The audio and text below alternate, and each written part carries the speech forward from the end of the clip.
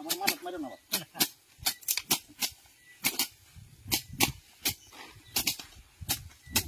1 লক্ষ করে লিখে কিন্তু না বন্ধ ঠক করে সব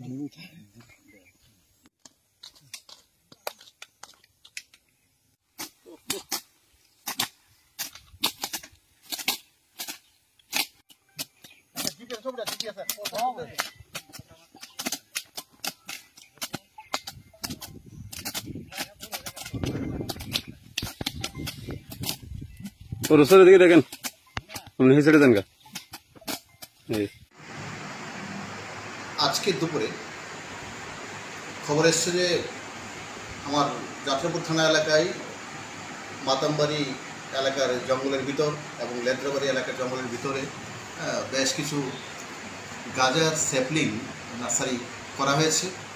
তো ওই গোপন খবরের ভিত্তিতে আজকে দুপুর 1টা নাগাদ আমি আমার থানার inspector Arup Debbarma, sub inspector Shubhankar Saha, ASI Kapura Debbarma এবং আমার থানার পিএস এবং টিএসআর স্টাফ নিয়ে আজকে বেরিয়ে পড়ি।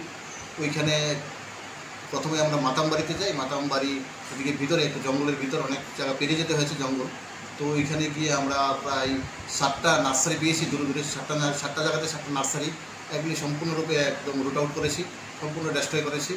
তো ওই মাতামবাড়িটা শেষ করে তারপরে আমরা চলে যাই লেদ্রাবাড়িরও একদম জঙ্গলের ভিতরে অনেক ভিতরে ঢুকি। ওইখানেও প্রায় 6টার মতো নার্সারি বিভিন্ন জায়গাতে একটু দূরে দূরে 6টা নার্সারি পেয়েছি। দূর থেকে দেখা যায় না, আমরা ভিতরে অনেক ঢুকেছি। তো ওইখানে 6টা নার্সারি তো অজস্র স্যাপলিং ছিল। তো এখন অ্যাকচুয়ালি কোয়ান্টিটি পসিবল, তবে অজস্র ছিল। তো ওগুলিকে সম্পূর্ণ আমরা ধ্বংস করে এসেছি। তো আমরা প্ল্যান করেছি যেখানে যেখানে খবর আসবো এবার ওইখানে আমরা স্যাম্পলিংগুলি প্রথম থেকেই প্ল্যান করেছি, স্যাম্পলিংগুলি নষ্ট করে দেবো কোনো রকমভাবেই আমরা। এবার গাঁজা কাল্টিভেশন যারা করছে অবৈধভাবে এটা কোনোভাবে আলাদা